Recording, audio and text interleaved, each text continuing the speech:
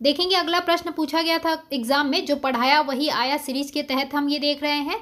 जैसे कि जो भी क्वेश्चन जो है डायरेक्ट वीडियो से पूछे गए हैं वही क्वेश्चन जो है आपको प्ले होंगे। ठीक है, प्लेलिस्ट वैसे बनाई है मैं कि जो पढ़ाया वही आया, उसमें आप देख सकते हैं कितने सारे क्वेश्चन जो है डायरेक्ट वीडियो से जो है पूछे गए हैं। जैसा कि आप ये प्रश्न देखेंगे, इसमें पूछा गया था कि डॉक्टर BR अम्बेडकर निम्न में से किस तिथि को प्रारूप समिति के अध्यक्ष नियुक्त किए गए थे। तो जितनी भी समितियां हैं सभी के अध्यक्ष मैंने अच्छे से पढ़ा दिया था, इवन एक स्पेशल वीडियो मैंने बना के डाल दिया था कि जितनी समिति है उनके अध्यक्ष आपको याद रखने हैं। और डॉक्टर BR अम्बेडकर क्योंकि बहुत इंपॉर्टेंट हो जाते हैं संविधान निर्माण में, इसलिए इनकी जो कितने तारीख को जो है इनको जो है प्रारूप समिति का अध्यक्ष बनाया गया और प्रारूप समिति का गठन किया गया, ये और कब इन्होंने जो है रिपोर्ट सबमिट की अपनी, ये सारी डेट मैंने डिटेल में बताई है। इसका आंसर हो जाएगा उपयुक्त में से कोई नहीं, क्योंकि आप जब वीडियो पहले मैं आगे प्ले कर दूंगी उसमें देख लीजिएगा आप कि 29 अगस्त 1947 को जो है इनका जो प्रारूप समिति है उसका गठन किया गया था। तो चलिए, ये भी डायरेक्ट मेरे वीडियो से ही प्रश्न बने थे, तो चलिए वीडियो प्ले करती हूँ मैं।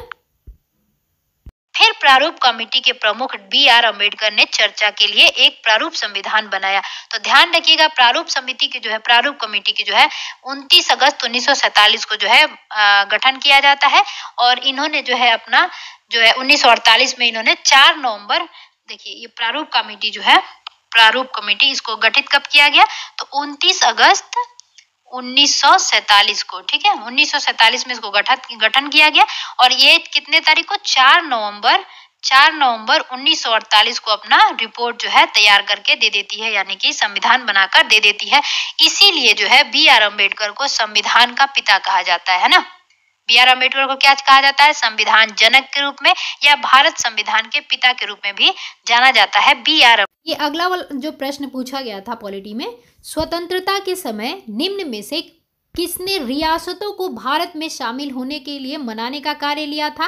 तो मैंने कई वीडियो में कई बार बताया है कि 3 जो थे, जैसे कि आप देखेंगे जम्मू कश्मीर, जूनागढ़, हैदराबाद, ऑपरेशन पोलो वगैरह, जनमत संग्रह, विलय पत्र, ये सारे मैंने डिटेल करके बताए हैं उसमें। और आप देखेंगे उसमें सबसे ज़्यादा जो अहम भूमिका निभाए थे वो कौन थे, तो सरदार पटेल हो जाएंगे। सरदार वल्लभ भाई या झाबर भाई पटेल जो हैं इनकी जो भूमिका है ये रियासतों को मिलाने में ज़्यादा रहती है, इसीलिए इनको देखेंगे आप बिस्मार्क भी कहा जाता है, लौह पुरुष भी कहा जाता है। और इनके साथ जो दिया था BB मेनन ने दिया था, ये मैंने वीडियो में स्पष्ट रूप से बताया था, ये भी डायरेक्ट मेरे वीडियो से जो है प्रश्न बने हैं। तो चलिए वीडियो प्ले कर देती हूँ मैं। अजित हुआ था। ठीक है, चलिए, आजादी के कुछ समय बाद ही अनेक स्वतंत्र रजवाड़े भारत में विलीन हो गए। तो हमने देखा ही था कई स्वतंत्र रजवाड़े, जैसे कि आप देखेंगे जो नहीं मिले उनको भी मिलाया गया, जैसे कि जम्मू कश्मीर जनमत संग्रह के द्वारा आपको जम्मू कश्मीर विलय पत्र के द्वारा, जूनागढ़ आपको जनमत संग्रह के द्वारा, हैदराबाद मार्को पोलो ऑपरेशन के तहत जो है उनको अपने भारत सरकार में भारत के क्षेत्र में जो है मिलाया गया था ना। तो हमने देखा ही था उसमें BP मेनन और आपके सरदार वल्लभ भाई पटेल ने जो है प्रमुख भूमिका निभाई थी। ठीक है, अगला प्रश्न जैसे कि देखेंगे आप पूछा गया था कि भारत में सामान्य निर्वाचन में, इसको मैं थोड़ा सा जूम कर देती हूँ, भारत में सामान्य निर्वाचन में एक प्रत्याशी हेतु शैक्षणिक योग्यता का अभाव के संदर्भ में निम्न में से कौन सा कथन जो है सही है।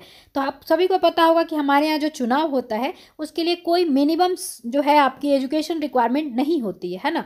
तो ये भी जो है डायरेक्ट शिक्षा का योग्यता जो है दिया हुआ था, वो भी मैंने डायरेक्ट पढ़ाया था और कई बार मैंने बताया था कि क्यों जो है ज़रूरी है, जैसे घर के मुखिया से मैंने एग्जाम्पल दे के ये आपको समझाया था। तो ये भी आपका देखेंगे, इसका आंसर हो जाएगा आपका उपयुक्त में से 1 से अधिक। अब ये क्यों 1 से अधिक होगा, आप खुद जो है जब वीडियो देखेंगे तो समझ जाएंगे इसका आंसर सही क्यों D होना चाहिए। ठीक है, तो ये भी डायरेक्ट मेरे वीडियो से जो है प्रश्न बना था।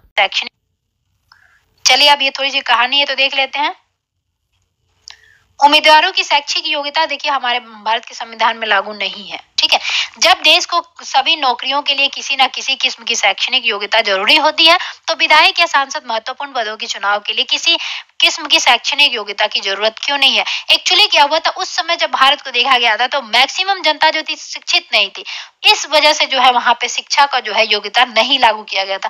पर अब देखते हुए कि जो शिक्षित है सभी हो चुके हैं मैक्सिमम, तो जो है आपका अब जो है ये 74.04% जो है शिक्षित हो गए हैं। तो अब मुझे लगता है कि क्या किसी को भी लगता है कि जो है शिक्षा जो है एक शैक्षणिक योग्यता जो है एक मिनिमम निर्धारित कर देना चाहिए, ठीक है। लेकिन फिर भी यहाँ पे होता है कि जनता जो है जिसको चुनना चाहती है, इसलिए शिक्षा जो है बाध्य नहीं बन सकता। लोकतांत्रिक प्रदेश है, इसलिए सभी राज्य सभी तरह के काम सिर्फ शैक्षिक योग्यता के आधार पर नहीं होते हैं। अब यहाँ पे अनुभव खोजा जाता है, तो इसलिए क्या है, शैक्षिक को जो है, अब यहाँ पे देखिए तर्क बताया गया है कि शिक्षा को क्यों नहीं रखा गया था। जैसे भारतीय क्रिकेट टीम में चुनाव के लिए डिग्री की नहीं, अच्छा क्रिकेट खेलने की योग्यता है, तो वो क्रिकेट है।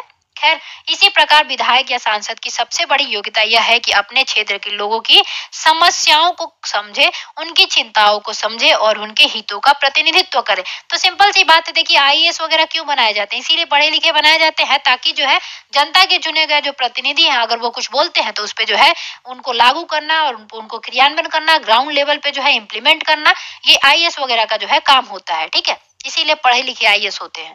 इसीलिए जो है आप लोगों को लगता होगा ना कि आईएएस को जो है एक अनपढ़ गवार जो है आदेश दे रहा है, वो आदेश अनपढ़ गवार नहीं दे रहा होता है, वो जनता दे रही होती है उसको, ठीक है। इसीलिए आईएएस को जो है सांसद विधायक का जो है ऑर्डर मानना पड़ता है। क्यों? क्योंकि वो